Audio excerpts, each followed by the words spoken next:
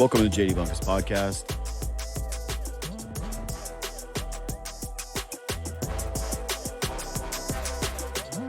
I know this is a sports pod. I know that. I work for Sportsnet. It's easy to put together. But the boys sent me this stat yesterday that, I'll be honest, I didn't really look at until today. It's Black Friday today. A survey conducted by Morning Consultant, I don't know what that is, but they found that 40% of Gen Z and 32% of millennials do most of their yearly shopping on Black Friday. Older generations not as big on the old Black Friday sales, but huge for millennials and Gen Z. And I got to tell you, Black Friday sucks now. It's brutal. We needed this. We needed Black Friday to slap, as the youths say. You know how many times in my life as a millennial I've gotten a deal? 5. Like 5 times. Everything that we walked into was, it's price gouging. Like, we get price gouged on so many things. You can go through the list. We don't need to do like an hour and a half on this. But has anybody else noticed this? Are other people feeling this exact same thing? Like, Black Friday was the one thing that was kind of still our deal. We still got great bargains on a Black Friday. And now, first of all, it doesn't even start on Black Friday anymore. It's like a stagger step thing where half of the companies end up starting it on this Monday. It goes throughout the week. By the time you go to the website, a lot of the stuff that you would have wanted is basically gone. Or a lot of these companies have figured out they've gamed it, where they'll sell you the trash for discounted price, not in your size, not the thing that you wanted, not the thing that you were waiting for, but a whole bunch of other stuff that they couldn't dump throughout the year. Boy, will you ever get a deal on that. Like, that's, again, millennials and Gen Z. We do share that together.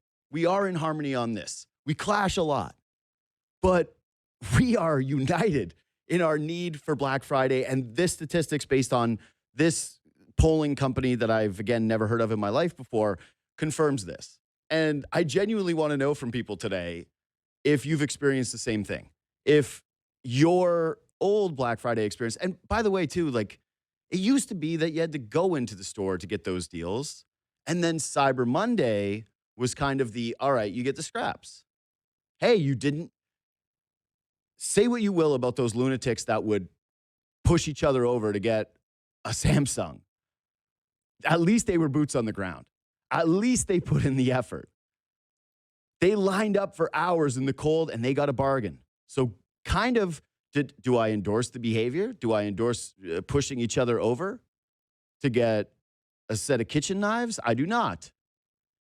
But there is a little something admirable about it. And you put in the work. You got a bit of a deal. And then now, Cyber Monday, you're the leftovers. You get a little bit more of the scraps. Hey, if it doesn't come in your size or that thing is out of stock, well, you should have been boots on the ground. Fair enough. Now we've polluted this. We've ruined it. Week long, barely anything that you actually want. Do you ever even feel like when you're looking at some of this stuff that you go, is this even a deal? Like, what is this? What am I supposed to make of this? And yeah, a lot of people do their Christmas shopping on Black Friday. I certainly have done in years past and even a little bit now, a lot of it during this time as well. And I think we ruined it. I think they figured it out. Like, the one bargain that Gen Zs and millennials were getting has now evaporated. No more deals. Full price gouge. It's over. Black Friday, officially over. We did get some good football games yesterday. So American Thanksgiving does come with some positive notes, which, like, I mentioned this, but it used to be Thanksgiving sucked. American Thanksgiving, in terms of the football that you were getting, it was ceremonial. It was, okay, here's the one time of the year that the Lions get put on television. We're being force-fed the Dallas Cowboys again. And it's going to be kind of mixed results. You're probably going to watch a pretty boring football game, probably two in which they're kind of just on in the background as Americans gather around their plates and gather around the televisions. And we, as Canadians who consume all of their media, basically watch from afar, go like, oh, that'd be fun. We already had our Thanksgiving. We already did it. We already had our fun. It's actually a little bit warmer when we have our Thanksgiving. So we get to kind of participate. That's basically it's very much our role with Americans, where we're consuming their content. They're not really aware that we're watching from the corner. We're that meme where it's the guy standing in the corner at the party. Whenever America's doing something, that's us. They don't know that we're here, but we're watching. Anyway, Raptor season has been incredibly fun. Really, really great year. Some people did see, obviously, a more competitive team coming, but very few thought that it was going to be this exhilarating and that they were going to kind of pick up the torch from the Toronto Blue Jays of, hey, team that is exceeding expectations, seems to really get along, is super likable, and engaging a larger portion of the fan base than a lot of people anticipated. And yeah, certainly the last couple of years have been a slog. Eric Smith just wrote a book, We the Raptors, 30 players, 30 stories, 30 years. I got it on the desk right here. He hit the bestsellers list in Canada, so congratulations to him. Eric Smith joins me now. What's up, man? How are we doing? I'm good. How are you? I'm doing well, man. I'm doing well. So again, congrats on the book. Congrats on the sales. Appreciate it. Everything that's been, like the book's been hitting. I was going through it yesterday. I want to start with this. The team right now and the way that the season has started, what era does it remind you of? I would say it probably reminds me of the championship era, but just wait. I don't know that we're talking about a championship team quite yet. That would be great, certainly. But I think that when we think about the championship era, maybe we forget the fact that there was a build to it, right? And it probably started with the trade that happened with Sacramento and then the trade that didn't happen with the New York Knicks and Kyle Lowry potentially being sent out of town. And that's when we started to see the Raptors in the playoffs with regularity. And yeah, they would run into that buzzsaw that was LeBron James, and they nearly cracked through when they got to the Eastern Conference Championship. And then, of course, there was the deal with DeMar DeRozan and Kawhi Leonard and Danny Green, et cetera, that ultimately put Toronto over the top. But I think we're starting to see the infancy of the building towards that, given the fact that there's been a couple of years of the struggle. There was the trade last year, the acquisition of a Brandon Ingram, and now it's starting to kind of build towards something. You feel like you've turned a corner of the last few years being a struggle, and now this team being on the right trajectory. So you'll have to trust me. I do have the receipts, JD. I could prove this to you on other shows I've been on. I did believe that this was a playoff, not even a play-in, but a playoff team before the season started. But I would be lying if I said that I thought that they were, a 1 or a 2 or a 3 seed. I was thinking more in the range, but I did feel that they had the talent to be good enough to not even be in the 7, 8, 9, 10 in the play-in. I thought this could be a top 6 team. But the way they're playing right now, it's off the charts, obviously. Yeah, when Blake and I did our preview show, I think pegged it as their ceiling is around 5 and their floor was around 9. And that they were going to be somewhere in that pocket of teams. And just when you looked at the amount of questions that they had and the information we could have gathered from the last couple of seasons, it was tough to project, hey, they're going to be one of the top teams in the Eastern Conference. And I think that 2 things have happened. One is the team is better than we anticipated. Ingram's fit has been seamless, and it turns out that he's actually exactly what they need. I think Scotty Barnes has taken a bit of a step. Their guys are healthy for the most part, just got their 1 injury to R.J. Barrett, and there's been some Mirtle back stuff that they've had to manage throughout the course of the season. But overall, man games lost to injuries in comparison to the last couple of seasons, like wildly different than what we're accustomed to. But the other part of this is that the East is way worse than we thought it was going to be. And so to me, do I think the Raptors run is sustainable to the point where they're going to continue to rip off? This will be, I think, their longest win streak of the season. I don't think anybody's going to push back on that. They've clearly had some schedule luck. But you look around the league, and the East in particular, I don't know if you can say that there is a team that certainly would beat them in a 7-game series based on what we've seen so far this year. I would agree with everything you just said, quite honestly. At the risk of that being boring radio and podcasting, I agree with everything you just said right there. I think the schedule has certainly played a little bit into their favor. let's rewind a little bit too and think back to when they got off to that 1-4 start. If I'm not mistaken, I think I'm right on this. After the 1-4 start, they had a game at Cleveland where Toronto was not playing well in that ball game at all. And it looks like the season is maybe not quite on the brink, but I don't think you were anticipating the 1-4 start and coming out of the gate struggling the way they were, with the anticipation and the optimism that perhaps the guys like you or Blake or I, or let alone the team, had. And it took a Jameson battle perfect night from the perimeter to help save the Raptors in an unexpected road win, which suddenly turns the season around. Like, what are we doing right now if we're talking at that point about a 1-5 team and a team that had these expectations? Are we already on a Darko watch or a trade watch, or is there more angst and just anxiety around the fan base, let alone around the organization?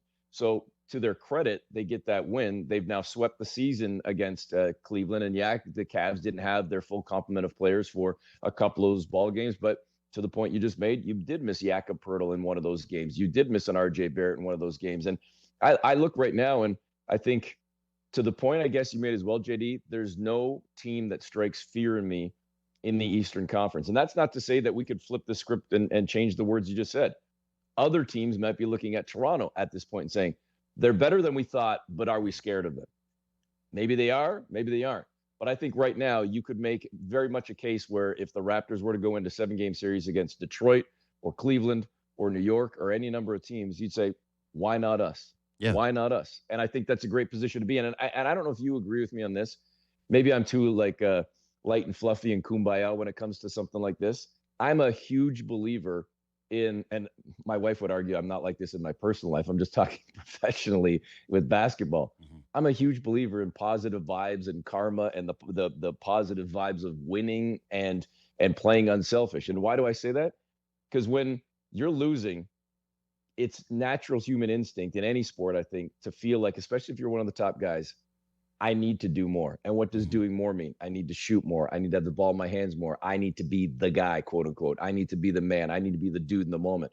When you're winning and you're playing unselfish style and that ball's swinging around and you know it might swing back to you on this possession, but the next one, you know what? I'm going to find the open hit for somebody else because it's the better shot. And the better shot that goes down equals the potential for greater potential for winning. I like this winning feeling. I would like this winning vibe. Why did it happen? Oh, because we're moving the ball, and because we're playing defense and we're getting to pass lanes. And it doesn't matter if I'm scoring every night. We've got 3-4 guys on our team that are averaging 17, 18, 20 points per night. Heck, that's better than me averaging 25 and us losing. I'm going to move the ball again. I'm going to continue to play unselfish. I'm cool if I'm playing 32 minutes a night instead of 35 or 36. And I think that starts to kind of gain momentum, and that snowball going down the hill becomes this giant avalanche of positivity for a team that could use a hell of a lot of it based on the last couple of years. So I think that's why you're seeing the buy-in from these guys. That's why you're seeing an improvement in a Scotty Barnes and a resurgence or rejuvenation of a guy like a Brandon Ingram, because of the way they're playing, and they're seeing the fruits of their labor coming through in the wins. Well, I think there's a few things here. One, I was talking to Christopher Stieg earlier this week about the Leafs, and he made a really great point about how when a coach has to start saying things like we need to try harder, our effort level needs to go up, that's usually a really tough sign, because the players are more likely to respond to why things aren't working strategically than they are just, hey, we need to work harder, we need to try harder. That's almost like the worst thing that you can have. That you always try hard when things start to really go well for you and when you're having fun at work. And I think that applies across multiple industries, most industries, right? And so for the Raptors, for them to have fun and them to see winning, obviously they're going to start to want to do things like share the basketball because they want the ride to continue. I think it would be a little, you'd be a little dishonest if you said that the schedule didn't play a huge factor into this. But the thing so far this season that to me is actually being a little overlooked is that the struggle that you mentioned at the beginning of the season, where they were 1-4, and they had that game against the Mavericks, especially considering what the Mavericks are now, like what we know them to be, that was embarrassing. They let the Mavericks do whatever they wanted to them. They got pumped in that game. There was no defense. There was no sharing of the basketball.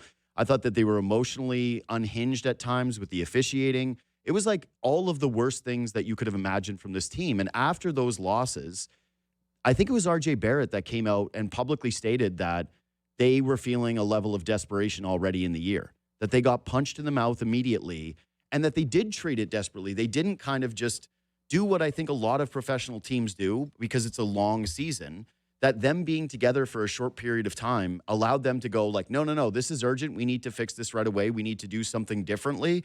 And it has catapulted part of what has been an incredibly successful start to the season. Yeah, and I think that's, I mean, clearly what you're talking about, that's leadership. I missed that conversation with Chris. I'm going to go back and listen to it because I think that's a great point that you make about it having to be self-motivation sometimes, and if not sometimes, many times.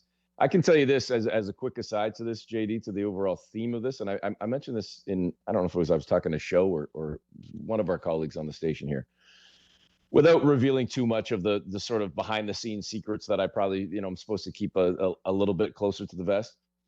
During training camp this year in Calgary, Darko invited the team broadcasters to come in and watch camp each day. So we were sitting in there for the entire full sessions, myself and Jonesy and Matt Devlin and the rest.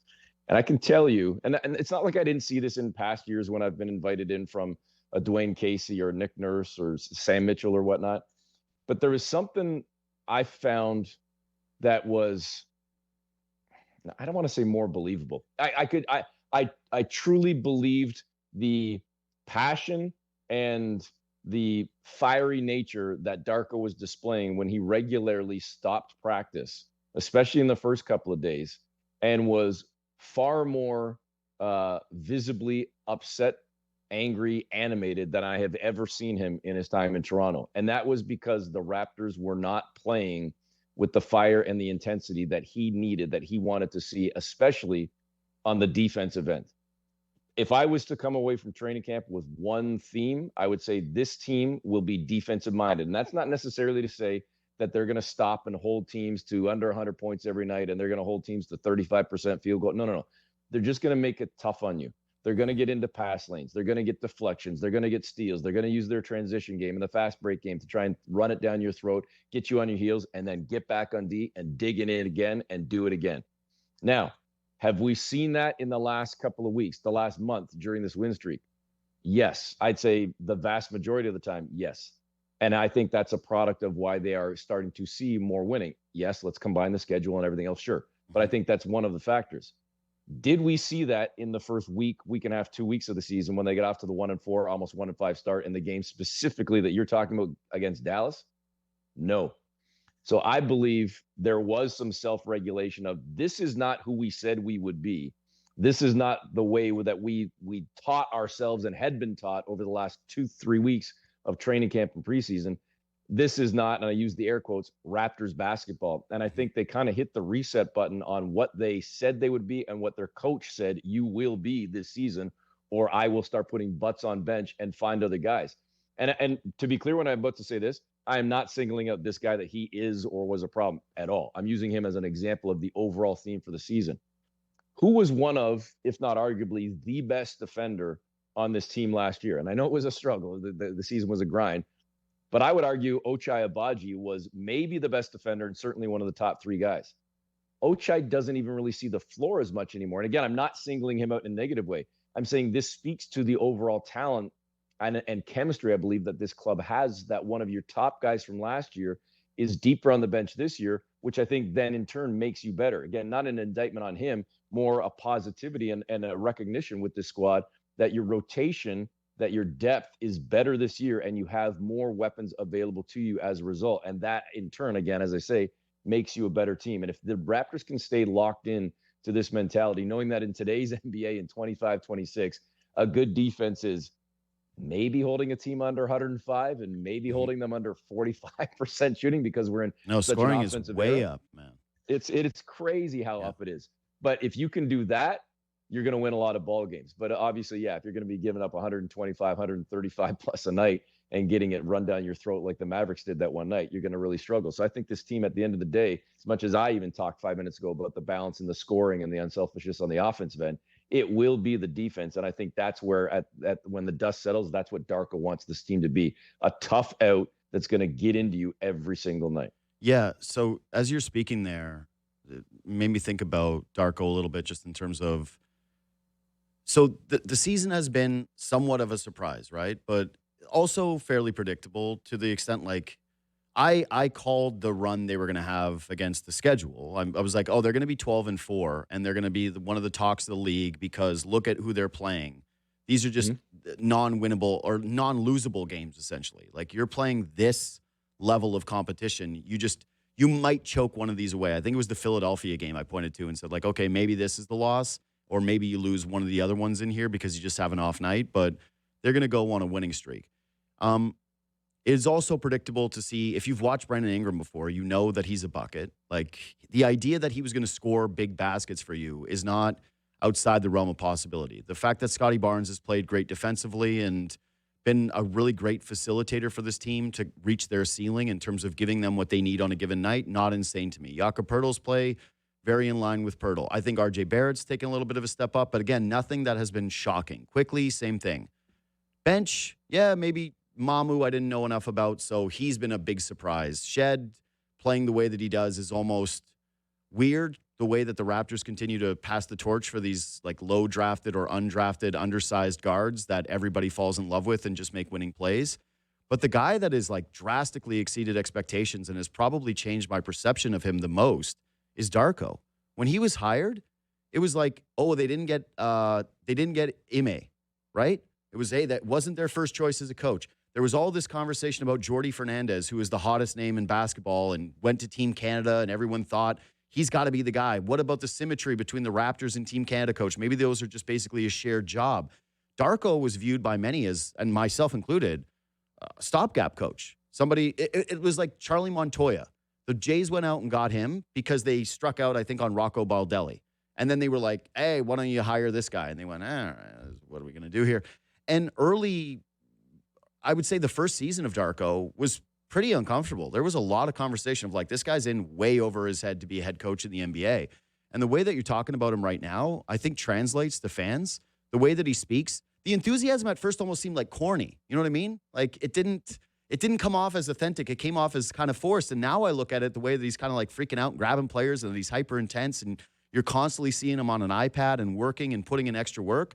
I actually think that there's a really good chance that the Raptors have uncovered genuinely one of the better coaches in the NBA, and it just goes kind of by happenstance. Yeah, and I'll give you a couple other names, too, that were in consideration. And I know that interviewed at the time. Kenny Atkinson was another guy that the Raptors were looking at heavily, as was former Raptor assistant coach Sergio Scariolo. Right. So there were a number of people in consideration for it. And I hear what you're saying.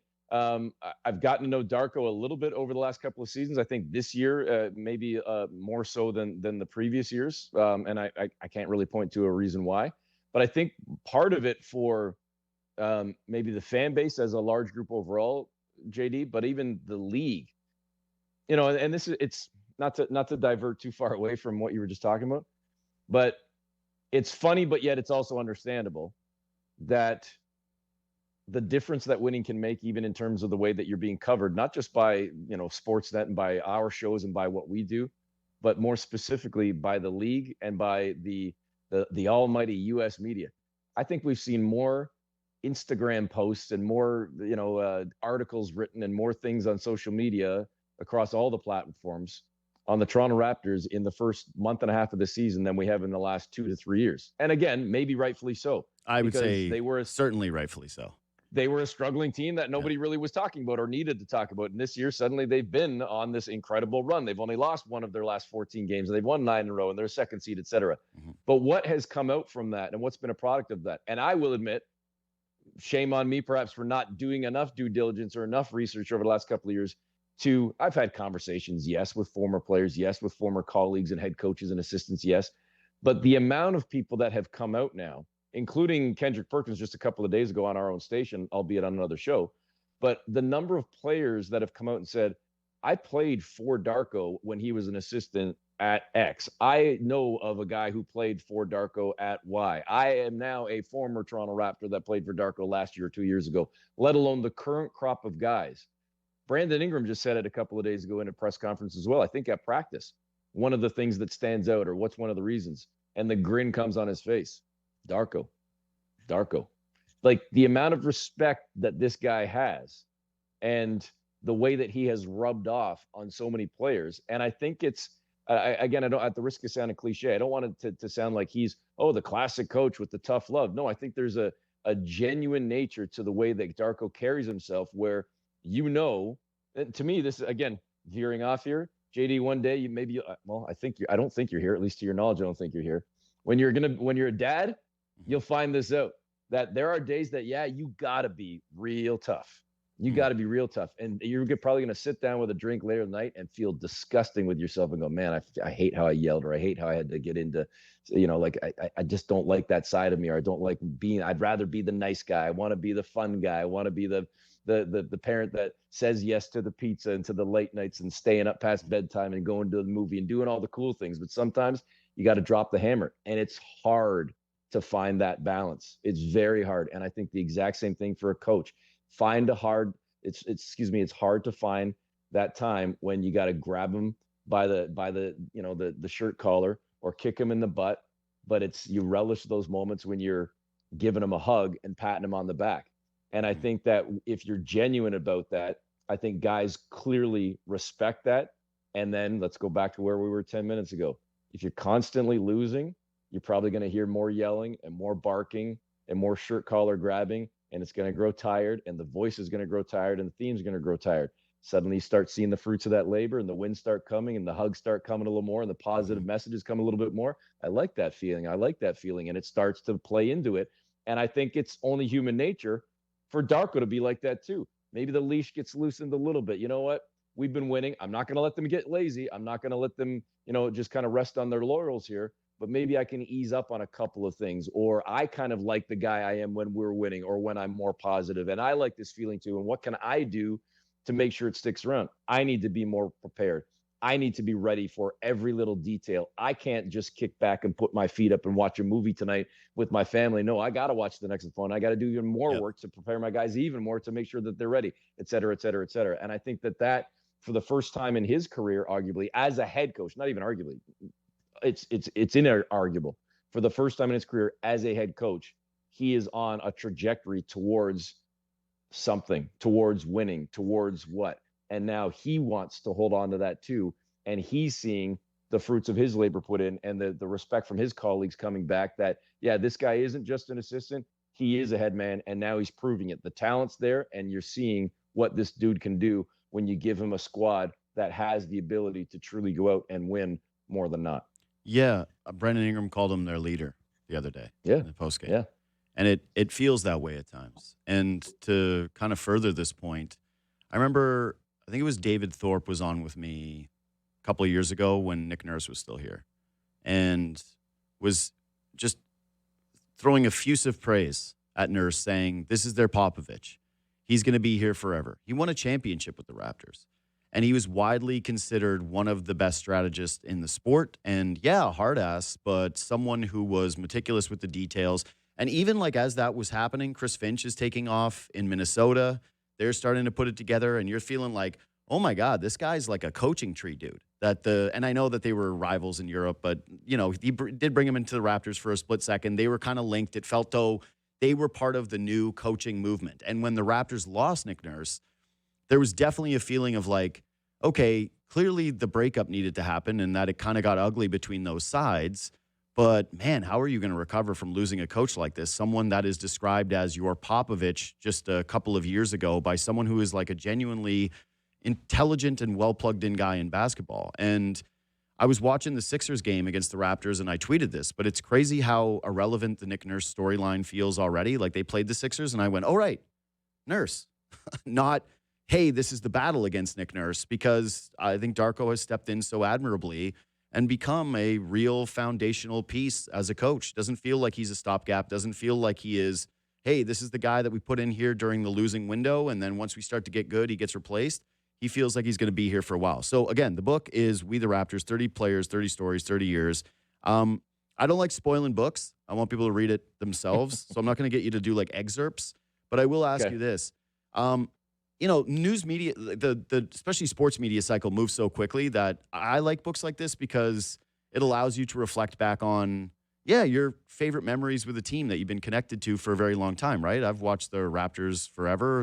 You've covered them forever. A lot of fans that are going to be reading this book, I think that they'll get a kick out of remembering things. Like even when you brought up the Sacramento trade, I'm like, man, that was kind of really the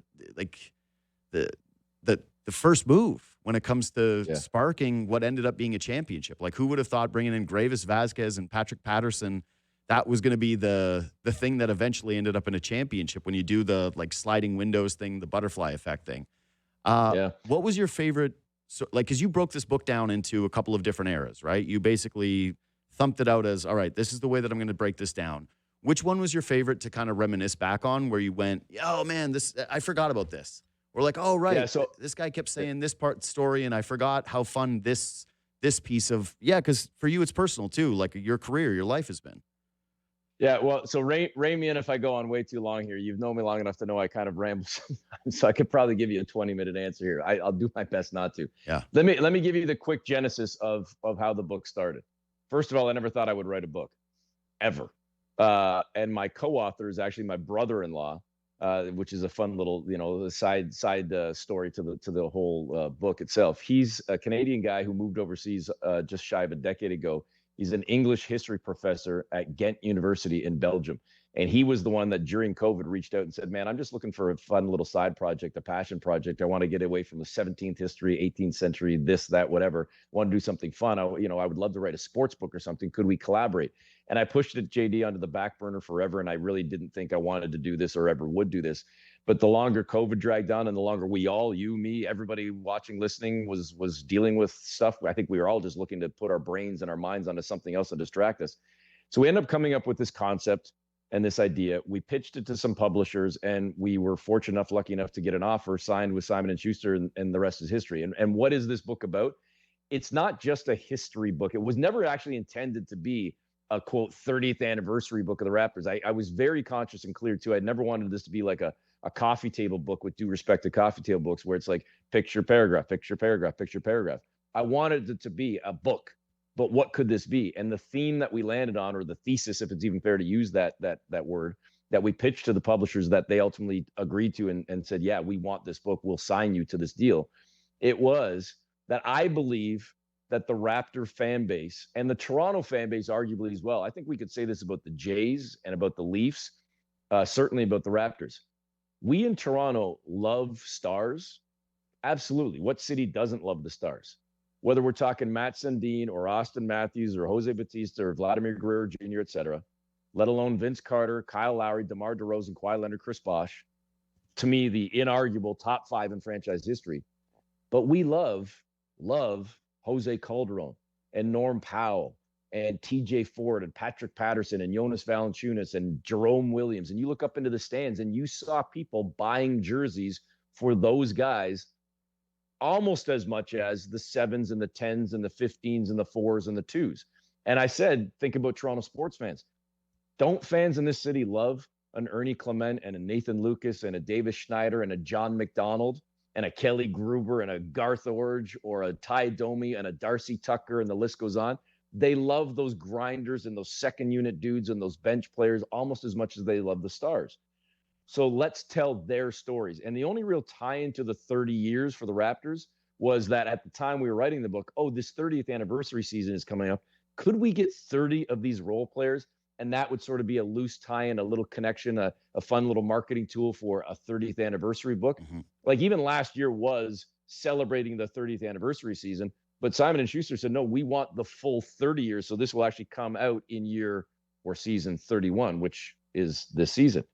But in putting the book together, to now go back to your original question, because it would kind of come across as it is an anniversary book, or it's a book that will celebrate historic moments, which will make it look like an anniversary book. How are we going to break this up so that it's not, and then this happened this year, and then this happened this year, and it's not one guy per season. We're not literally breaking down each chapter in the book, this season, then this season, then this season. So let's look at the eras. And I think the eras, in my mind, clearly are, there was an expansion era that probably should have lasted longer than it did, but it was shortened by the Raptors drafting, or technically trading on draft night, for a franchise-altering player that turned Toronto into a legit, arguably contender less than a decade into the league. And that's Vince Carter. And this is a team that was knocking on the door of trying to get to an Eastern Conference championship. And Vince was a poster boy in the league, internationally, globally, for the NBA, not just for the Raptors. But then what happens after Vince, when Vince was dealt away? Chris Bosh comes in, and Bosh had a hell of a run as a Raptor. And again, 3/4 of a decade with this team. Unfortunately, the squad only made the playoffs twice.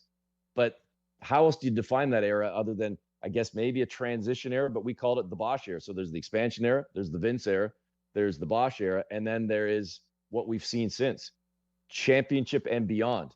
And I think we're kind of in that beyond right now, but we might be starting a new era, because the beyond was certainly COVID, Tampa, losing, and now we're starting to see, hopefully, this team turn it around. So when we broke it down into those 4 eras, it was easier to just grab dudes that could represent chunks from those eras and tell their stories. And one of the cool things that came out through the book was we ended up getting into conversations that weren't just Raptors or Toronto or Canada related. Mm-hmm. A lot of these guys were crazily personal with some of the stories that they opted to share with me.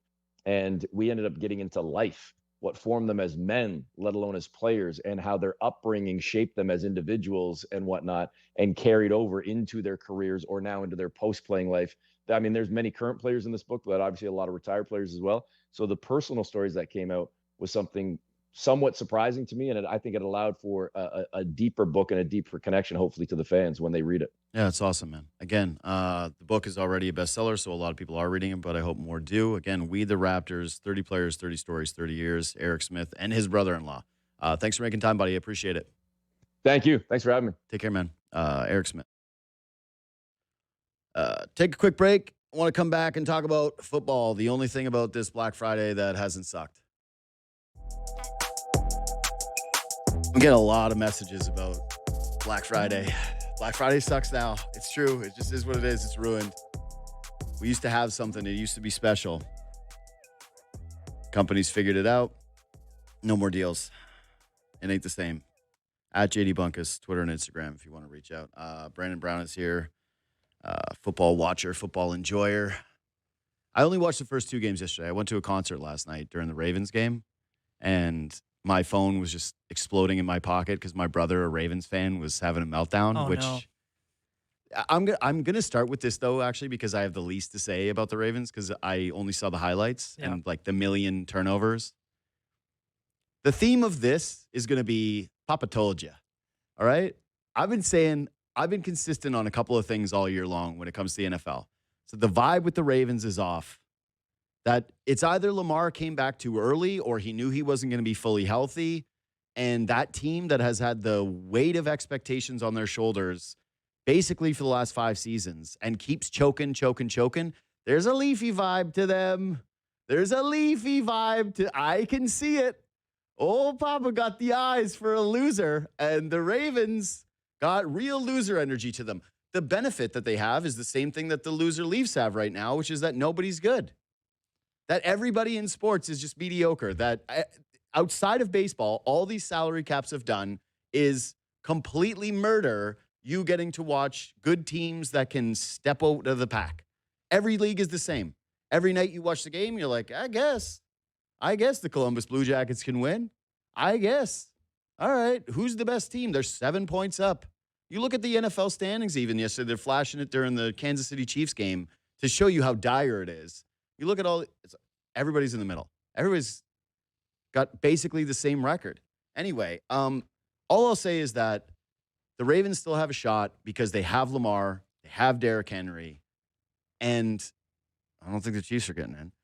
And that the flat top of the AFC I don't think that the Ravens can't beat any of these teams. What I would be pretty suspicious of is Baltimore suddenly now getting it together and rolling through these teams.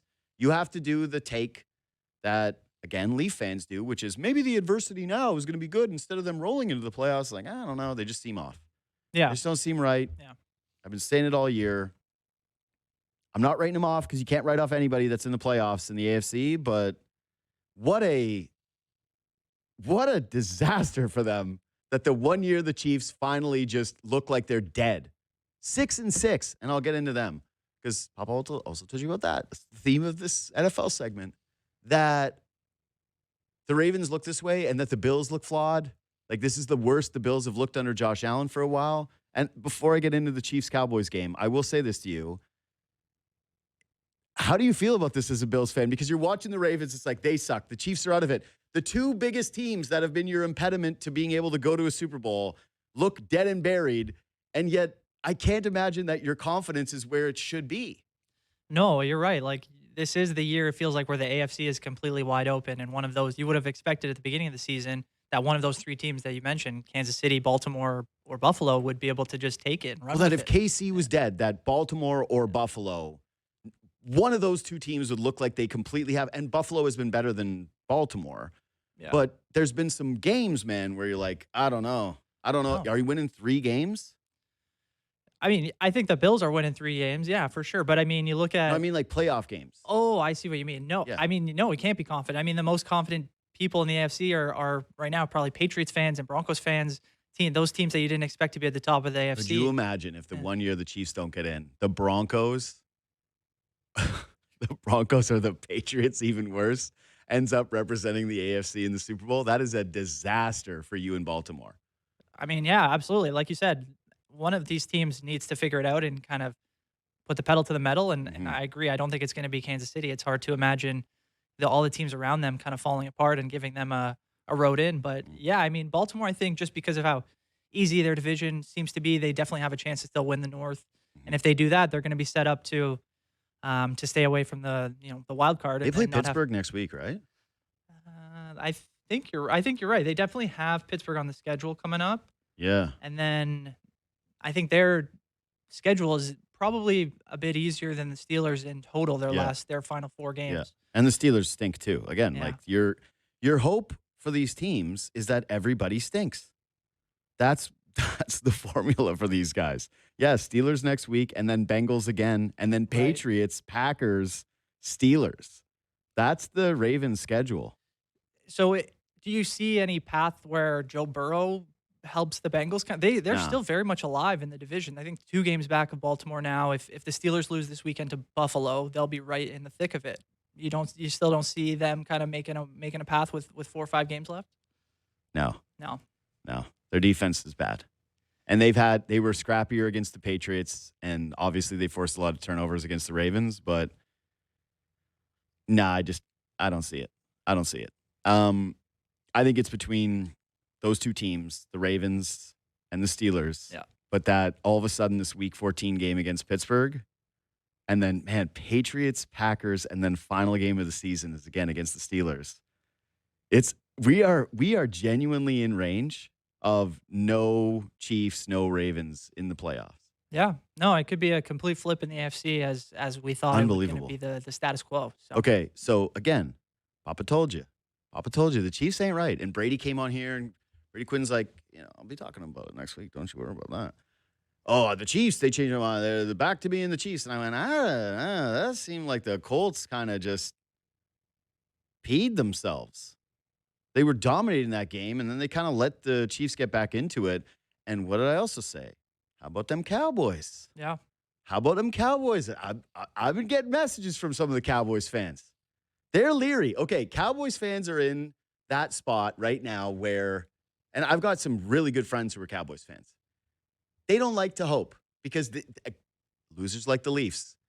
When you're beaten down this long, you start to do something and this is what the Leafs could experience right now if they start to turn it around, is there's going to be people who have trashed them thoroughly, that have said it's over, the window's done, blah, blah, blah.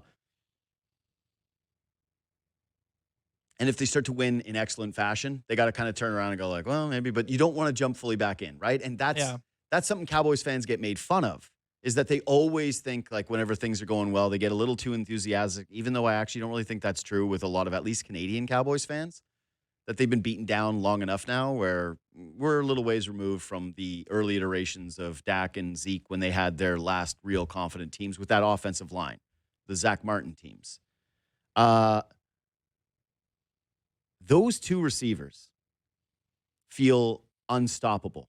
That's what it is. Like, if you want to compare it to the other last good Cowboys team, it was that offensive line felt unstoppable, that they were just going to be able to run the ball on you and they didn't have to do too much.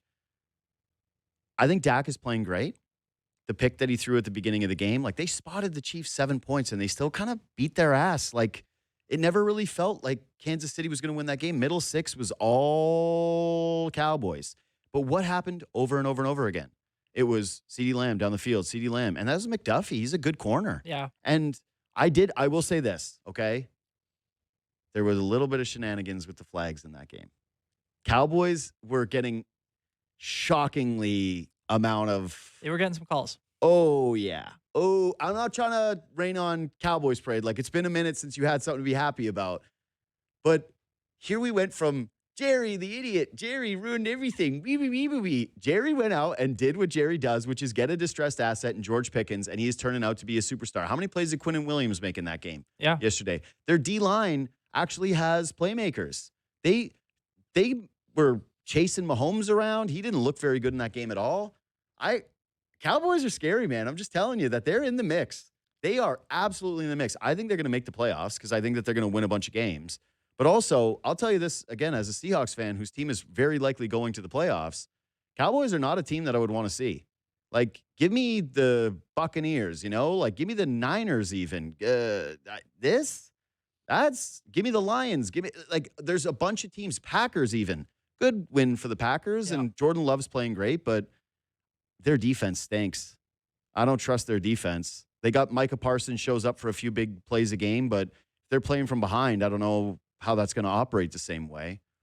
Anyway, Packers are fine, but there's just something, same thing, a little off where it doesn't feel quite like they're in that upper echelon tier, even though Jordan Love is playing like truly as good as anybody right now. But to focus in on the Chiefs now, it's over, brother. Can we just all admit as a populace with eyeballs that Mahomes is not playing well? Can we not just say this? Why can't we just tell the truth? Mahomes is not playing well. He's got his playmakers back, and Rice was dropping some big passes in that game. Like, there's some moments, his offensive line, they're missing the left tackle, and he's got that kid back there with the widest eyes ever. Every time he gets a holding penalty, he's like, who, me? Like, yeah, man, you with the obvious holds. Yeah. Kareem Hunt's been good. They actually are getting a bit of a run game. You got all your weapons back. Xavier Worthy dropped a big pass too, but this is the team. This is the offense. This is the play calling. How many times does Mahomes throw the ball down the field and you're like, oh, yeah, that's going to be a play? Never. Literally never. How many times has Mahomes sailed it? How many, he feels the most dangerous right now running the football. That's not who he's supposed to be. He's supposed to be like a killer down the field. He's supposed to make these big plays. And it was so weird to watch this game. And that's why I felt like this has shifted drastically, that's the first time I watched a Chiefs game where I didn't feel like, oh, yeah, these guys are going to come up with a win. Oh, well, these guys have their backs against the wall. I bet the Cowboys. I talked about it with my brother before the game. I'm like, Cowboys are the team. Let's bet the dogs. Chiefs are not the same. I've been saying it for the entirety of the season. This one is different than years past. Every time they've gotten a win that's kind of kept them off the mat, I've never looked at it as being overly impressive. Mahomes is not playing well. I don't care what stats you show me, what QBR, like the completion percentage when they're throwing these little bubble screens all the time to get the completions up. Like, I don't care. Even the touchdown that he gets on 4th and 3 or whatever. It's like desperately hoping that someone was going to catch it. The other touchdown he has, Travis Kelce, same thing. Good route, decent throw, put it where he could catch it. But it always feels desperate with them right now. It never feels like they're in control. And it used to feel like even when they were down, they were still in control of the football game. Chiefs are dead. Chiefs are dead. I'm saying Chiefs are dead. I don't care. I hope it's wrong because I like a more competitive AFC. And I think it would be lame if whoever wins the Super Bowl this year didn't have to beat the Chiefs in the playoffs, or somebody didn't have to beat the Chiefs in the playoffs. That's fair. Popeyes, Reed. Yeah. I want to talk about more football later. It's Leafs game day. Score a Popeyes chicken sandwich for only $6. In classic or spicy, make it your new game day tradition. Get your $6 chicken sandwich at a Popeyes near you. Quick break. We'll come back, talk to Mirtle.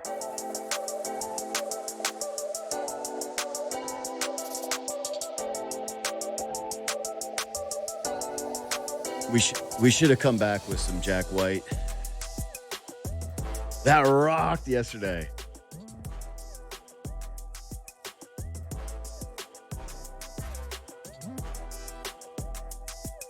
Is Gen Z in on Jack White? I feel like maybe not. Yeah, Jack White and Eminem. What a halftime show. Lions got to celebrate that. It was their funeral. It was the funeral for their contention window. I've been saying it. Lions fans get mad at me. They were my Lions. But this is the benefit of being a bandwagon NFL fan from the standpoint of like having my second team, which if they're playing against the Seahawks, I'm rooting for the Hawks. But I bounce around and I pick a team every year that I go, yeah, I like what this team's about. And for me, this year, that's why I'm saying it's the Cowboys. I'm in on the Cowboys. And you might be saying to yourself, why would you pair the Cowboys with the Maple Leafs? Isn't that one of the worst combinations you can have? And it's just like, nah, I'm in. I'm in on the Dallas Cowboys. I'm in on the George Pickens trade. You got him for like a third, and I want to say they got a pick back in that trade. That was something like a third and a fifth for a sixth. Pickens and a sixth or something. Anyway, what a deal for Jerry. Quinnen Williams, what a deal for Jerry. Logan Wilson, what a deal for Jerry. They're building something. Again, this is the Maple Leafs. This is the formula that they can look at and say, hey, everybody said our GM stinks, that he made all the wrong moves. Look back at his history. What does it tell you? Not great.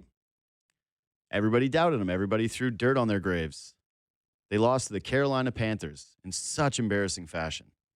They had one other ugly loss. I can't remember it right now. I should know this as a Cowboys fan. But now they're turning it on. They found something.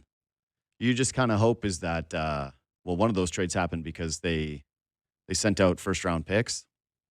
And I don't think there's a Leaf fan on the planet that wants that. But still, maybe the parallels, because there's always like these weird times where it seems like the Sixers in particular and the Dallas Cowboys over the last 8-9 years have felt like they mirrored the Leafs the most. Maybe the Leafs will mirror the old Dallas Cowboys this season. James Mirtle of The Athletic joins me now. What's up, buddy? How we doing? Good. Whoa. You're sounding optimistic now. No, I'm saying this is you look like you're, there we go. There's the light. I was like, you look like a floating head. It was like one of those plays you go to where someone wears like the all black and then the backdrop is black. So all you see is like whatever it is that they're moving that's white on top. There we go. There's the light balance. So we're here. Okay, so I want to start with this before we get into Leaf stuff. Injury uptick. I'm glad you pointed this out. You did a great column on this, and it's tough to kind of come up with theories right now, but across the league, the Leafs, at the time you wrote this article, and I'm guessing that it's pretty much the same right now, they were 17th in man games lost to injury, which is wild because you felt like there's no way there's a team that's more beat up than the Maple Leafs. 17th. What have you solicited from people in terms of, you talk to executives, you talk to people around the league, what we're seeing here and how much of this is like going to be blamed on a condensed schedule? I think it's going to be blamed on it, but the people I talked to didn't think that that was the case. They thought that if you actually look back at the other Olympic years with condensed schedules, the injury man games lost aren't higher than other years. Okay. So, and every once in a while, there's a year like this in the NHL where injuries just tick up. I think it happened 3 or 4 years ago, and it happened now. So, I like I said, I think it's going to get blamed on it, but I'm not sure if that's actually the case or not. And you look at a lot of the injuries, like look at Jack Hughes and look at Lutzerainen in Florida. Well, yeah. And it's just kind of like freak occurrences. McAvoy getting the puck in the face, like those aren't condensed schedule injuries. Those are just freak occurrences, and there's been a lot of that going around the league right now. So one thing I will say is that's fair to look at the past data and say, you know what, Olympic years and years prior, there's no correlation here between this one. This might just be a freak. Did make me think about how the league is adding more games, how it's going up to 84 regular season games. And just like there's a conversation happening in basketball right now with soft tissue injuries, which is the game has changed so much that guys are starting to, like, you can track how much they're running up and down the floor, right? The impact that is on their legs compared to, say, like 90s or 2000s basketball, where it was a lot more half-court sets and guys were setting up and they were resting on defense or resting on offense. And now the pace of the game is so drastically different that a lot of people are theorizing that that's part of the reason that injuries are on the rise. With the NHL, it is becoming even more of a speed game. It is becoming even more of a skill game. And I was just a light reflection, not trying to sound alarm bells, but I think everybody would agree that the game is becoming far less physical than it used to be. And that would limit injuries. That would like get rid of a lot of the causation for guys getting hurt.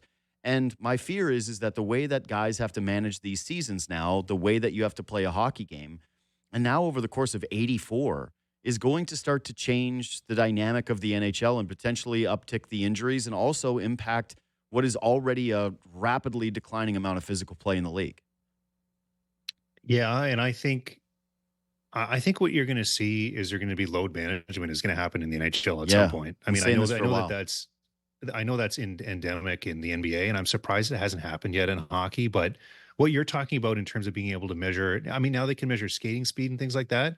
But for about a decade now in the NHL, teams have been measuring the load in practice and how guys are skating, and they can see things like, some of the harnesses they wear and some of the gyroscopes they have on their body and things like that. They can see with precision if there's an injury there where like one knee's not firing as much as the other knee. And the other thing that they can really measure to a great extent with NHL players is kind of an age-related decline and an injury-related decline. And I think what you're going to see is the league's going to continue to get a little bit younger, continue to get faster, like you said, less physical, and cramming in so many games. It's going to hurt the product for sure. I think it already has.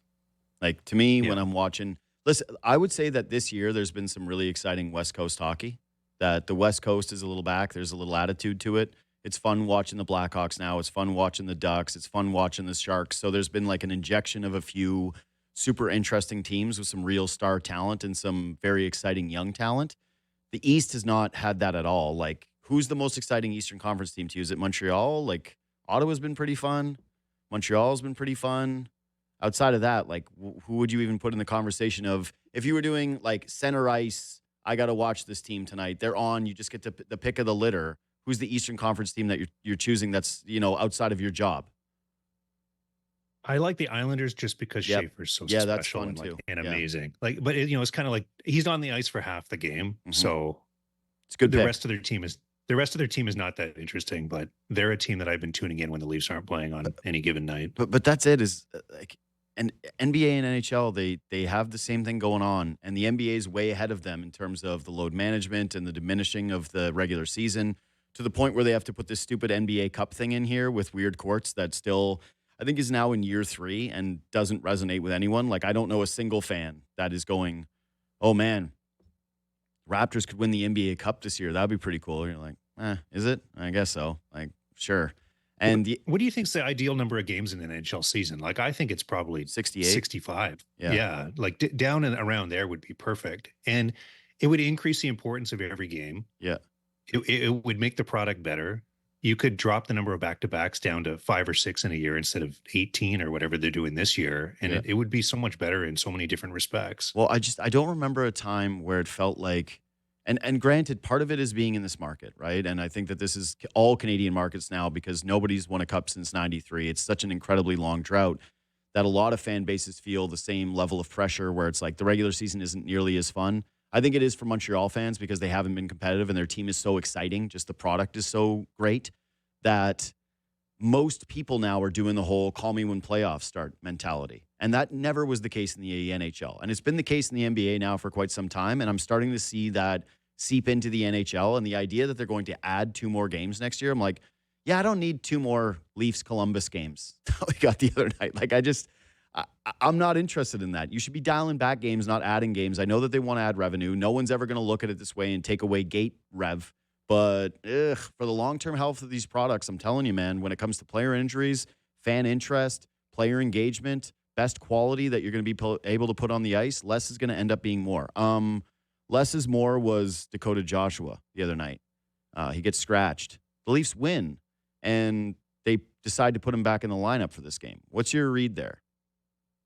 I think Berube doesn't want to lose him. He still believes in him being part of the solution and being a guy that's going to be in the playoff lineup. So I think that he looked at that as a reset and not as something that's going to become a regular thing. And if you look at the data on what Joshua has done, he's been good defensively. Like he's been fine. He's not giving back anything. It's just they're not getting anything at the other end of the ice. And the Leafs have had too many guys like that. This year was supposed to be the year where they were getting a lot more down the lineup, especially offensively, and it just hasn't happened. Hasn't happened with Nick Waugh, hasn't happened with Joshua, hasn't happened with Mirtle. I mean, there's the three new guys right there. So, and I think the thing with Joshua, if you watch his game, it's not sexy. It's not, there's not a lot of finesse there. Even just watching him in training camp, he's not a great skater. He's not fast. He skates in straight lines and he goes hard to the net. And I think probably has to play with better players, or at least players that can facilitate getting the puck down the ice and getting it to him in front of the net for him to be effective. And with the Leafs spending so much time on their own end and having hard time on breakouts and struggling defensively, it's just, you're just not going to notice a guy like Joshua making a difference at the other end of the ice. So he kind of, I think, needs the rest of the team to play better and to play with some facilitators. Because when he had success, that big year he had in Vancouver, he was playing with Connor Garland, who, small, skilled, gets the puck up the ice, gets it to him, and then he makes something happen in front of the net. And that's what I think they need to get him doing. Yeah. All I will say is it's, at least with Waugh, he's looked more like the guy I expected. And with Mirtle, there have been flashes where you can kind of see, all right, like this is sort of who this guy is. And Mirtle looks like he's going to sit again tonight. But it was pretty damning for the Leafs that watching that Columbus game, you didn't feel as though there was anything missing when $7 million worth of players that you acquired this offseason were supposed to be in the lineup. And now Joshua draws back in tonight with Waugh and McMahon. That looks like the lines that they're going to go with. And when you're talking about like skill and facilitation, all right, like there's a little bit of that with McMahon, but not really. He's the guy that's kind of looking for his shot more than he is to set somebody up.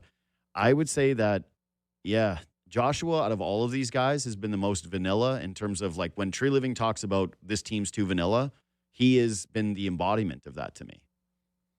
Well, I mean, most of Joshua's career, and he hasn't played that much in the NHL. If you look at it, he didn't make the NHL until what? I mean, he was a Leafs pick, right? I think he was a Leafs 4th or 5th round pick going way back. Played, I think, his full college career, and then was in the minors. Like he's a guy that really had to battle just to make it to the NHL. So, Joshua, I think at his baseline is a 4th line guy making $3.25 million. And for you to get more than that out of him, he's gonna have to play with better players. I think that's the bottom line. Okay. Because if you're just playing him with checkers, then he's a 4th line guy. Here's the problem though, man, is that is emblematic of a lot of guys on this roster, it would seem. Like you mentioned how they're supposed to be deeper, right? And it's supposed to be like, oh, there's some scoring down the lineup. Who have they been able to do that with? Like, I think Lawton down the lineup in his role looks good. You just did another column, right, of what was the title of it? It was Maple Leafs that have exceeding their contract value. It was contract inefficiency is a real problem for the Leafs, basically. Right. Okay. But so I had Versteeg on earlier this week, and we're talking about Domi. And he's like, you got to try him up the lineup. And I was actually kind of disappointed to see the line rushes at practice where Domi was slotted in on the second line, which is the Nylander spot. And it's Tavares, Cowan, Nylander. That's going to be the lines tonight. And I saw Robertson is up with Matthews and and Nyes. And I looked at that and went, okay, so Max, who clearly needs to play in that role, and I was saying that give him a little runway there because if he's not going to work with your top line, I'm not sure where he works in your lineup. Maybe, I think there's potential here based on looking at this that Domi ends up being the odd man out tonight after being up on the first line. Yeah, it looks like that could happen. And I thought he was okay against Columbus. That line was, I mean, you're playing with two guys that haven't played in a long time, but I thought at least he was more engaged and more of what Berube is looking for from Domi, where he was making plays in the offensive zone. He was getting down low. He was trying to turn pucks over. I noticed him more in that game. And obviously there's still the mistakes and the things you have to live with Domi, but I think they need to decide, like, is he going to be part of this or not? And if he's going to be part of this, they're going to have to find a way to get him going and get his confidence up there because he's just playing, I think, with no confidence at all.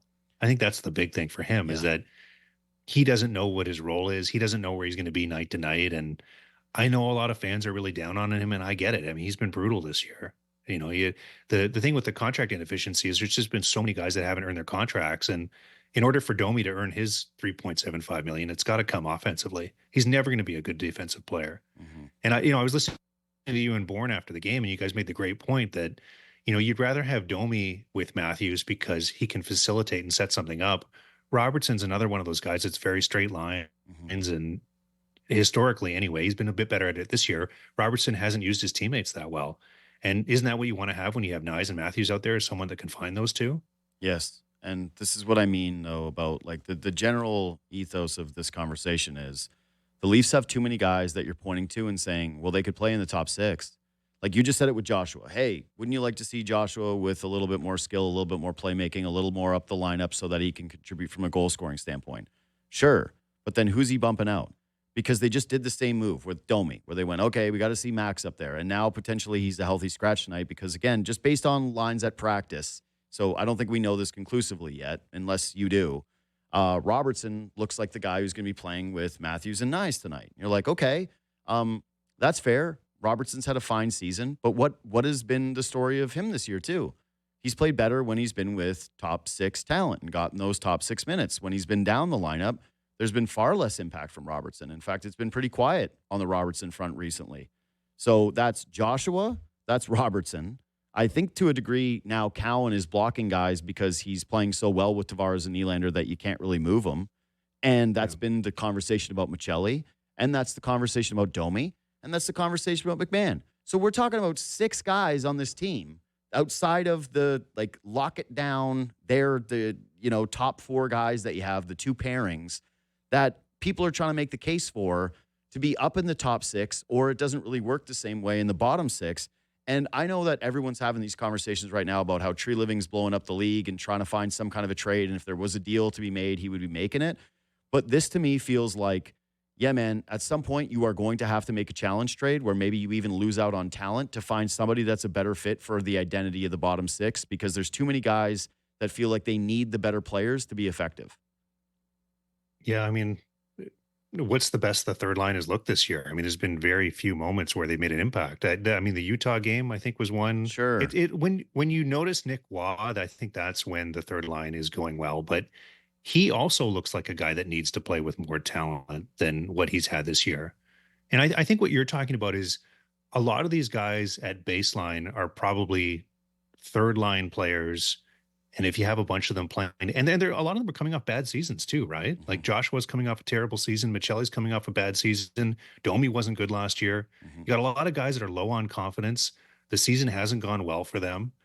I know Jonas at our place talked to Joshua, and he sounds downright depressed about how his season's gone so far. And so morale hasn't been good. Their play hasn't been good. And that's been a longstanding issue for a lot of them. And they need to find a way to get that going. And I don't know if it's going to be the stick instead of the carrot and you sit these guys out and they play better or not. I guess we'll see. Now that they're getting healthy, that's going to be an option for Berube. But as you said, Easton Cowan has played so well. He's clearly one of their top, 5 forwards this year? And I think that there's if been he's multiple getting 18 nights, minutes, there's been multiple nights recently where he's been one of their best 3 players. And one of those games, he was their best player. Yeah. Yeah. So, I mean, he deserves the opportunity. And if he's getting 18 minutes, that's coming from someone else. And one of those guys is either going to be in the press box or getting 11 minutes and playing on the 4th line. And that's deserved. And they don't have the luxury of playing guys beyond their station and beyond what they've given them this year, because they have to start winning some games. I will say this. When I'm looking at the lines, one thing is painfully obvious to me that they should be trying. And that's something that they took a look at when Matthews was hurt and Nyes was still in the lineup. I think they should split up Nyes and Matthews. Like, at some point, we've gone over this a million times over the last, 8 years? Spread the talent out, spread the talent out, spread the talent out, give it a shot. And now you have Mitch Marner gone, but it's essentially the same thing where Nylander, Tavares, Matthews, Nyes, and it's just one guy missing from those groups. I actually really want to see Matthew Nyes play down the lineup on a line with Roy, and one of those other guys that we mentioned needs more talent around him, and put Matthews with Domi, and I don't know, maybe McMahon, somebody else. Give it a look. See if Matthews can drive and carry a line. I know that Matthews hasn't been driving offense the way that we're kind of holding him to the standard of that play, but if I'm looking at ways that this can work, right, and if the premise is there's too many guys that are being shuffled around Auston Matthews and being shuffled around Matthew Nyes and who don't feel like they're having any impact down the lineup, then my answer to that would be at some point you're going to have to get a little bit more creative with your core 4 players and move one of them down onto the third line. And to me, that guy right now is Nyes. There you stuck core 4 in there. That's great. Yeah, they are. I like it too, especially with Nyes being banged up, and he probably shouldn't be playing the kind of minutes that he was early in the year with what he's playing through, whatever it is. I mean, When it came out that he had had an injury and had been playing through it, it was kind of like, okay, that makes sense. Just because you hadn't really noticed him the way that you did. I mean, most of last season, he was such an impact player. So if you have to dial him down to 15, 16 minutes a game, maybe don't have him on the penalty kill as much. I like playing him with Wah. Maybe you get him with a passer who's either, Domi or Michelli, and then you've got two big bodies that can go to the net and that can forecheck and someone that can get them the puck. And then all of a sudden, with everyone healthy and with the way Cowan playing the way he has, you've got threats on three lines instead of just two. That's the thing. For me, I want to see that look. And I think the point about his health is a good one. I don't need Matthew Nyes playing 20 plus minutes a night right now when, right? And again, it was one game back, so maybe I'm reading too much into it, but he did not look like he was fully there. And then when they said that the injury was something that was lingering before they ended up taking him out of the lineup, you went, okay, that kind of matches a little bit of what was happening with the eye test.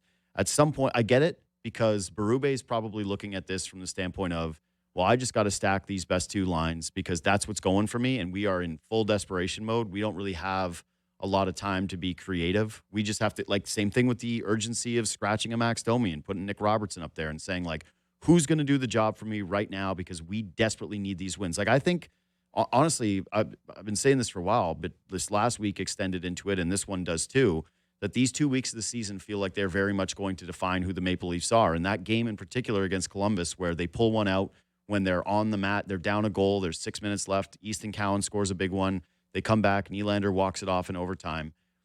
That has to be a building block moment for you where your goaltender saved your ass, and now you go off and rip out a couple of wins. Because if this week results in you drop one tonight to Washington, you drop another, you get a point against Pittsburgh, I don't know, Dennis Hildeby's going to have to play in one of these games. That can't be overly exciting for this team. And then you got the Florida Panthers on Tuesday night next week.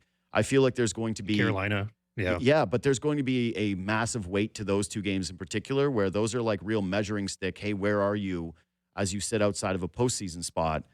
Yeah, they're in a tricky spot, but I think that at this point, the one thing is clear. You got to spread out the talent. You got to see if these guys can give you something more when they're playing with better players. Yeah, these two games, Washington and Pittsburgh, are going to be interesting because both those teams, you look at Pittsburgh and everyone thought they'd fall off, and they're 3-2-3 in their last 8. They've been playing really hard, low-scoring games, getting good goaltending. That's not going to be an easy game. And Washington's been playing better too. And if it ends up that the Leafs are battling for a wild card spot, they could be competing with these Metro teams that are on the bubble to try and make it as well. Mm-hmm. So it's going to be more than just the Atlantic games that are going to matter for the Leafs the rest of the way that it has in other seasons. And and then Florida obviously is trying to find their way. They've been scoring a lot more. And Carolina is obviously going to be a tough one on Thursday as well. I think you're right. I mean, I think that this road trip could define their season one way or the other. Either if they lose a bunch of games, then I think it's going to be a huge turning point where they're going to fall further back than the 3 or 4 points they are away right now. Mm-hmm. If they win a bunch of games, that can be a feather in your cap and be kind of a turning point the way they've had other seasons in November where they've won a lot of games. And if they just muddle through, then maybe 2 weeks from now, we're just still talking the same way, waiting for them to define themselves. So this is a harder question to ask right now because, again, it is just like American Thanksgiving time. And yeah, we're getting some trade rumory stuff, right? Like there's the talk out of Vancouver. There's talk in Edmonton. There's talk in Toronto. So I think that trade stuff is being pushed forward content-wise more so than it's actually a reflection of what is going to be happening around the league right now. But we've heard from multiple people, and Tree Living has said it himself, like the Leafs can't trade their way out of these problems. So I'm guessing that you're going to see kind of pretty much status quo unless maybe there is some kind of a challenge trade that materializes for them, like the one I'm talking about, where someone is willing to take Dakota Joshua in exchange for someone with less talent but who maybe fits the bill but also doesn't have a great contract somewhere. That's sort of the kind of trade that I'm envisioning for them in season. But if this thing does continue to go south, do you have any read right now in terms of, what Tree Living's power is going to be in terms of facilitating what would be major moves or what could be major moves? I think it's early days to get a good read on that. Yeah. And I mean, when you ask questions like that, people say, well, he's the GM. Yeah. There's no president, right? Mm-hmm. There's who else would have influence to make the moves if not him? I mean, Keith Pelly isn't an NHL guy. Like he's not going to be able to put his thumb on the scale to say we should get this player or we should trade this player or do this or that. So a lot of the power still rests with Tree Living. But I wonder if there's a scenario if they lose a whole bunch of games, what does that look like? No, but Does that that's what I'm more change? curious about. Like that's what I think is the interesting question. Like if they're winning and they turn the season around, then it becomes pretty easy. We're just having conversations of, is there any value to the 2028 pick? Is there any value to moving I don't know. Like again, they really don't have very much, but let's say Ben Danford for a piece that they kind of need, or can they do something around the fringes that helps improve this roster? There's just not really much there. Like avenue wise, it's not a interesting point of conversation for me because I don't see any scenario where they move Easton Cowan, especially based on how he's played right now, right? Like you'd have to be talking about one of the better players in the league, and I don't think that's going to happen.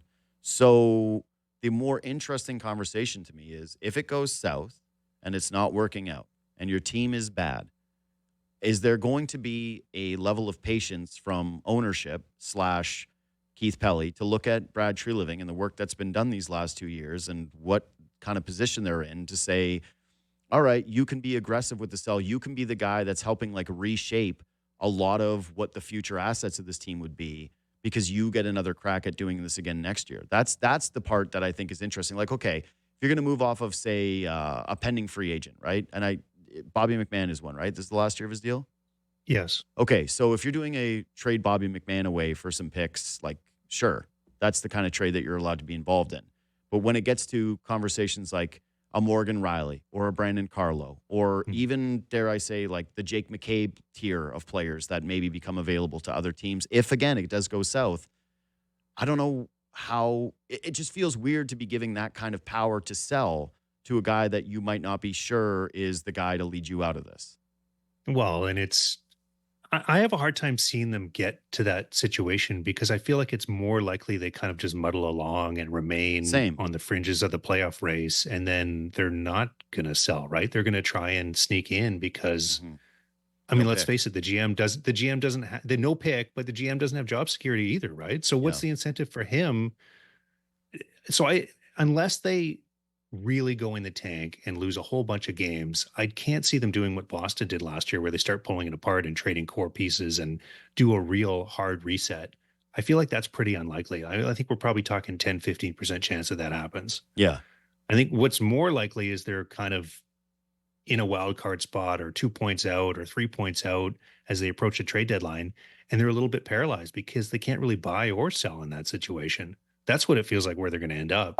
And it's not a great place to be. I feel, and I've been saying this for a while now, that this season mirrors a lot of the 2020 season. And let's hope we don't get another pandemic, but just where the team looks off, they don't look quite right, and they head into the deadline, and all they can do is add a couple of basically AHL level players. They have a conversation of, if you want to buy someone like it was Tyson Barrie at the time, but now it becomes more of like the Bobby McMahons of the world.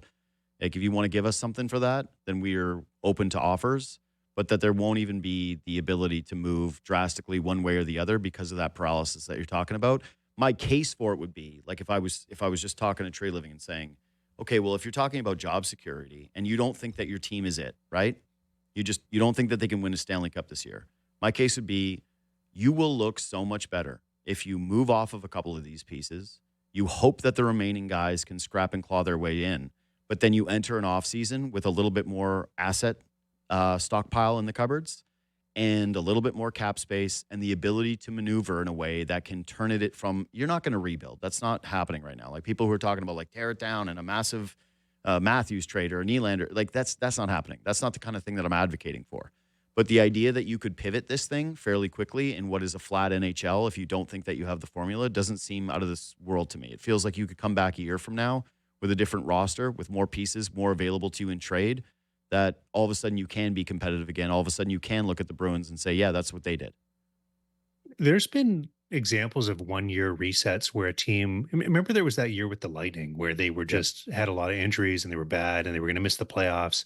And they did a really nice reset where they trade Ben Bishop and that's how they got, I think they got Chernak in a draft pick, and they ended up bringing back some pieces that ended up being part of their cup teams later. And it's a bit of a different situation because their core was younger and all those kinds of things. But I think the smart, well-run front offices can look at their roster and look at where they are and decide, you know what, this year's not it, and take a step back. But it gets into a trickier situation. Like Boston could do what they did last year because they do have the job security. They do have the established front office. They do have a track record, and they do have the pull with ownership. I mean, there's a lot in flux with the Leafs ownership and how that's going to work with Keith Pele coming in and Brendan Shanahan going, and there's not stability there. So it's hard for people like you and I to read that and say, this is the way this is going to go down.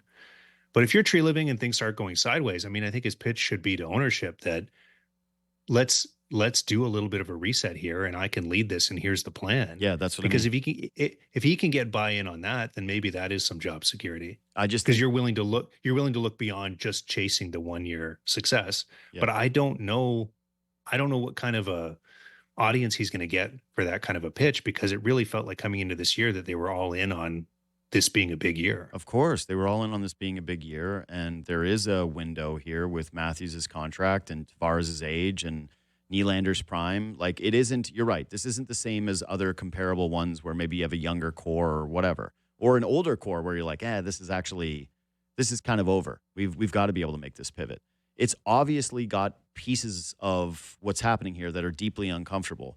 But to my eye, you get an opportunity as a team right now to turn this thing around. Like we mentioned on the road trip, you've got a chance to rip off a bunch of games, tell everybody to shut up, get to do the classic Leaf thing of, nobody believed in us, and here we are in the regular season kind of ending up with similar numbers that we always do. The league was flat. We went on a run, blah, blah, blah, blah, blah. Everybody changes the conversation. As of right now, what I see, and even with that win in Columbus, where it's like you needed Joseph Woll to stand on his head and make 35 saves against a team that's supposed to kind of be closer to the basement than up top, who's missing a bunch of guys themselves. If you're not it this year, it is so much better for you to pivot off of some of those pieces, collect some assets, don't do a full teardown, but try and rebuild around what it is that you think you have that can work moving forward and reset it into next year and look at it and just go, yep, we had one lost year, but we're not going to turn it into 2 or 3. That would be the way that I would try to keep my job if I was tree living, by saying I actually have a plan for the future, not just a plan for this immediate season right now. Especially with, there's probably not going to be a lot of assets available at the deadline, so the prices might get kind of interesting. So if you want to move something that has value, I think maybe you potentially could, get a first round pick back, replace some of the capital that you lost in the Lawton and the Carlo trade. But I have a hard time seeing it, like I said, without the GM having job security. I feel like the push is going to be more like, we got to get in and get lucky in the playoffs. I think that that's going to be more the plan than what you're talking about. I think that's far more reckless of a plan. Like, if I will say this, if I was the owner, right, and you were the general manager and you came to me with those two plans, if you're like, hey, I don't think we're it this year, we could get some assets. You've seen how impactful it's been, us not having first round picks, not having depth in the organization, guys coming up and filling in, having to go out and get other people's projects, having to overpay kind of middling players at times. It's not working for us. We want to have some more flexibility in the trade market. Right now, we're kind of paralyzed this way. I think that we can believe in this core. These guys aren't aging out of their contracts. We bring it back next year. We try it again with some of those core pieces, but with a lot of different around the outside that fits the mold better. Or we got to get lucky in the playoffs.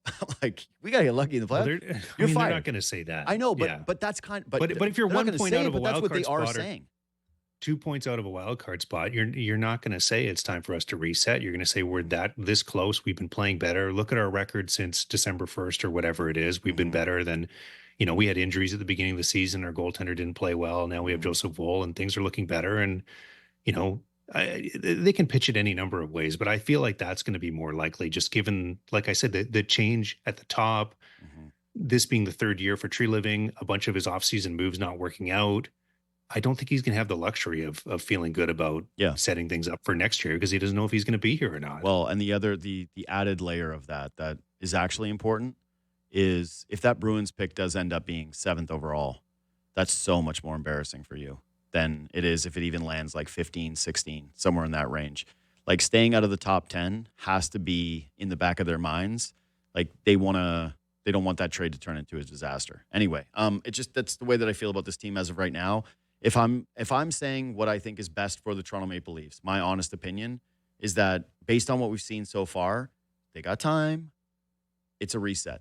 It's a reset year where you try to accumulate some assets and then move forward. And if it's not with this guy, tough. you had a chance, but at least the next guy will have more of a chance to be able to put his imprint on the roster outside of kind of the same old thing, hoping that you get some free agents or some bargain bin guys that teams are willing to trade. Anyway, James Mirtle, some great pieces at The Athletic recently. Thanks for making time, brother. Appreciate it. Yeah, thanks, JD. Beauty. See you, bud. All right. You can reach out on Twitter and Instagram anytime at JD Bunkis. Quick break. We'll talk to Armin and hit what we missed. Wow. See, this is the disrespect that I'm talking about from the Gen Zers to Jack White. Last time we came back from break and I said we should have come back with Jack White, and Brando was just like, nope, not doing it.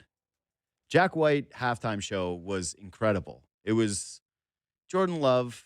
Truly, Jordan Love was spectacular. I got to give the Packers fans flowers for that. But Jack White, Eminem doesn't seem to have resonated and lasted the same way. Like, I do feel as though your era views him more as cringe than what he was to millennials, which was literally the biggest artist on the planet for close to a decade. I will say, as someone who likes Eminem and who defends Eminem, I do think that he is one of the greatest. But when you look back at the albums, there's only a couple that I think that there's one in particular that I would put as like amazing, one that I would say is really good. And then the rest are like, they're all right. And there's tracks on each one, but that they haven't stood the test of time the way that you thought they would in the moment. But yeah, your generation's not really in on Eminem. Would you agree?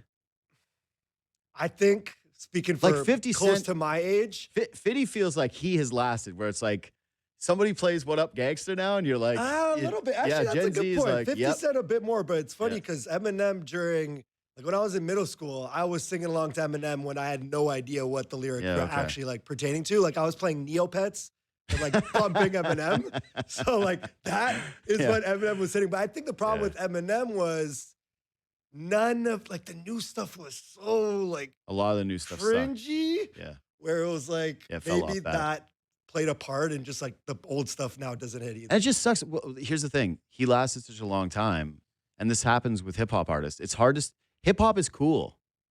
Mhm. You know, there's a coolness to it. When you're old and you're trying to still rap, it just doesn't work the same way, you know? Like, especially not that style. So, like, you're getting into a rap battle with MKG or what, MGK? Machine Gun, MGK.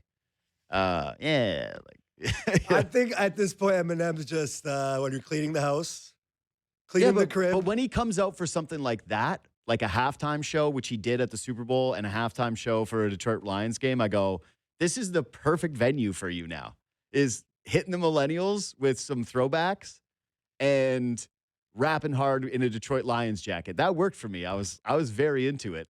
Jack White, though, also feel like there was a divide in terms of not somebody that trickled down to Gen Z. Was this an online like observation? Yeah, after? a little 'Cause bit. I didn't. Yeah, catch a little tiny bit, but no, just sort of thinking about Gen Z loves doing retro, right? That's your guys' whole thing is we do retro, and you're like, yeah, whatever. And everybody steals from people before them and has retro stuff, and not everybody's like a true one of one original, but yeah, it's kind of interesting to see a lot of things get borrowed and a lot of things get taken that still move forward, but that. I don't know. That just doesn't seem to be one of the things that's lasted in the same way. Yeah, Other than Seven Nation Army, which has become like an all-time stadium song. I don't know. I think people are pretty split. I don't think it's an age thing, Bunk. Mm, You know, mm. not everything could be the age battle. brother. Everything is the age battle. Here on this, I'm in this old. segment, definitely. I'm old now. Everything's an age battle. All right, what did we miss? Could I just touch on your just Black Friday follow up quickly? Yeah. Holiday shopping. Yeah. Do you decide or think about what gifts you want before you start thinking about what gifts you want to buy for others? Yeah, but that's not really. Yes and no. So a few years ago, we decided as a family to pivot This is towards what I wanted. family fund for vacations. Oh, I love And that. buying experiences. Like, you know, for my mom's birthday last year, we rented a cottage and brought out all of her sisters and her close friends to spend the night rather than giving my mom a gift. Yeah. And so we think about that stuff way in advance. And I think about that way more than like things I want for myself, like new shoes. So yeah, but I would say that Black Friday, I really mean this, man. We are now at a point with inflation and everything costing $1 billion that I think people our age who trend to buy experiences and products. And is that the best? No. But like, it's tough to buy a house, man. It's tough. All right. You're a millennial, you're Gen Z. Getting a house is a pretty weighty proposition. You gotta be inheriting something or have a backer or be making serious cash. And even then, like, you're kind of house poor. OLG, baby. So I think that, and this has happened, I've talked about this already, how concerts, it was like, hey, do experiences. And we were like, all right, we're going to go to concerts. And then all of a sudden, coming out of COVID, every concert was like $1,000. Yeah. Like Oasis tickets were insane. I didn't go see Oasis. I've been waiting my whole life to see Oasis. I couldn't justify that. I could not justify going in a secondary ticket market and paying $600 for Oasis. And I've said this many times. I think a lot of the people that went to Oasis did it because it's Instagram culture. And they're like, look, I'm here. I'm doing the thing. I'm here. It's a status statement for you to go to some shows. And then they like knew 3 songs. They were like, I know Wonderwall. And then I had people defending their like Oasis fandom to me. And I'm like, nah, you started listening to them this month when it started to get hot. And now those cost $1 million. And Black Friday was one of the only things that was like, all right, you're going to do, like I said, those numbers are reflective in terms of how we shop for stuff. Like people do a lot of shopping for themselves and for their Christmas gifts on Black Friday. And what I have noticed, this is anecdotal, but it's for me and it's been this week, is people are texting me being like, did you go to this Black Friday sale? I'm like, what? It's not Black Friday. It's Tuesday. They're like, yeah, but they started this week. And then you go to the website and by today, everything's sold out. So you're like, wait, I missed the day. And then you go look at most of these sites and they go like, that's not available for the sale. That's not available for the sale. That's not available for the sale. But this junk that you don't want sure is. It's marked off 40%. You could get an extra small t-shirt. You go.